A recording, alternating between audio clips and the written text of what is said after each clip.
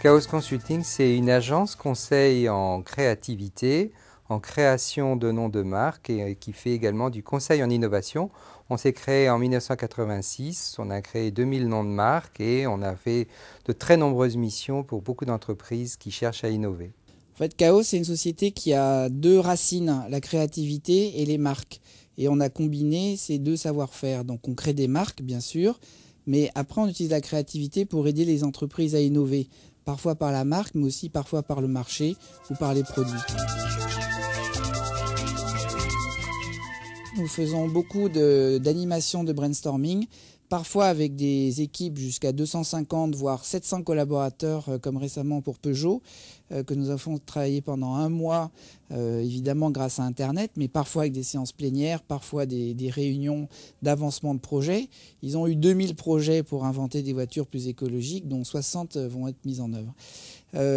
Plus petit, mais fréquemment, nous animons des comités de direction, ce qui est un sport particulier parce qu'il y a 12 expertises très fortes autour de la table et complémentaires, et nous les aidons à travailler ensemble, à imaginer leur stratégie pour l'avenir. Les méthodes que nous utilisons sont toujours, dans tous les cas, des méthodes de créativité pour sortir du cadre. Donc ce sont des méthodes par analogie, par empathie. Par exemple, si on veut créer une nouvelle voiture, on va penser peut-être à une forme d'œuf, ou si on veut créer un nouveau catalogue, on va peut-être se dire, et si c'était non pas un catalogue, mais un livre qui serait vendu en librairie comme Harry Potter, à quoi ressemblerait-il ? On va utiliser comme autre technique, par exemple, la greffe, c'est-à-dire qu'on va regarder comment on peut hybrider des produits qui existent dans deux domaines différents et qui pourraient se combiner. Par exemple, une montre qui en même temps servirait de radio. Donc, à chaque fois, nous utilisons ces techniques qui permettent et qui sont puissantes, qui sont bien maîtrisées et qui font qu'avec les équipes, nous arrivons à trouver des idées inattendues et qui sont toujours prometteuses d'innovation.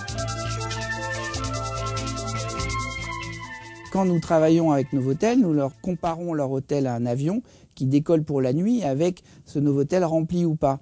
Et on leur fait découvrir le Hill Management. Et là, pour eux, c'est impensable au début. Et Novotel regarde les pratiques de ses concurrents hôteliers, mais n'avait jamais songé à voir Air France. De la même façon, nous avons conseillé à Air France d'aller voir la Redoute, qui sait gérer 6 millions de clients un par un, alors qu'eux les traitent en masse et ne savent pas, à part pour les frequent flyers, distinguer un passager d'un autre quand ils ne le voient qu'une fois. C'est possible, mais les gens des systèmes d'information ne le savent pas. Donc nous passons beaucoup de notre temps et de notre énergie à montrer que des solutions à leur sujet existent dans d'autres industries. Donc en fait, c'est un métier qui devient de plus en plus facile à faire quand on a de l'expérience. Et maintenant, avec 20 ans et 1000 missions, nous avons cette expérience et nous l'avons partagée à nos clients. En complément des expériences que vient de décrire Yvan, je peux parler de la création du nom de Total Ecolium. C'est un biocarburant qui est sorti sur le marché récemment, qui va être distribué dans toute l'Europe.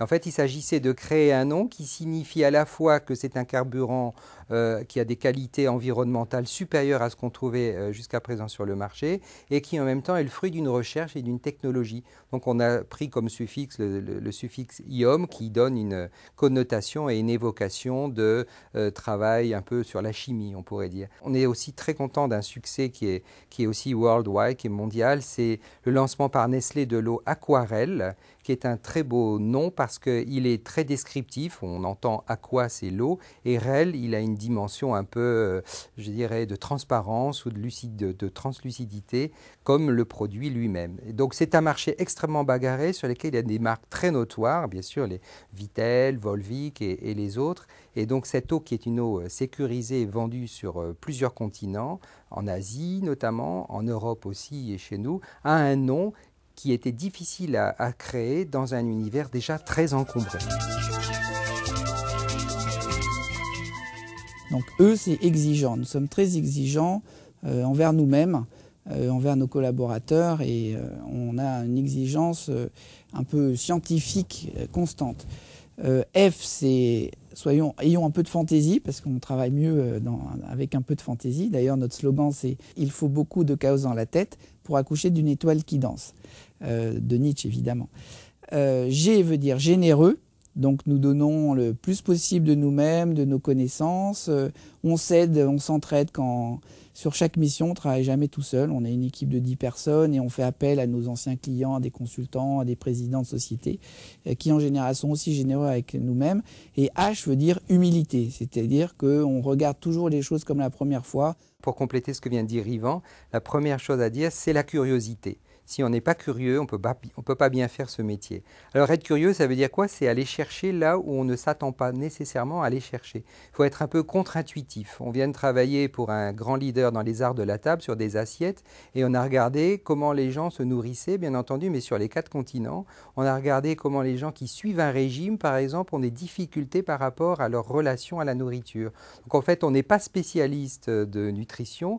En revanche, la curiosité est à la portée de tout le monde. Et la deuxième valeur essentielle pour nous, c'est le métissage. Qu'est-ce que c'est le métissage? C'est que nous sommes tous dans le cabinet chez Chaos des gens qui avons des profils très mixtes. Je suis philosophe et je m'intéresse aux sciences. Yvan est polytechnicien, il s'intéresse à la sémantique, à la linguistique. C'est lui qui a été à l'origine de la création de Chaos. On travaille avec un médecin, on travaille avec des gens qui ont aussi fait de la sociologie, quelqu'un qui est économiste. Nous avons besoin d'avoir ces profils très variés. Et vis-à-vis de nos clients, comme nous animons souvent des brainstorming, nous demandons systématiquement à avoir des compétences très différentes autour de la table. Si on ne se métisse pas, on reproduit toujours les mêmes schémas et on suit sa pente, alors qu'en réalité, il faut trouver et sortir du cadre.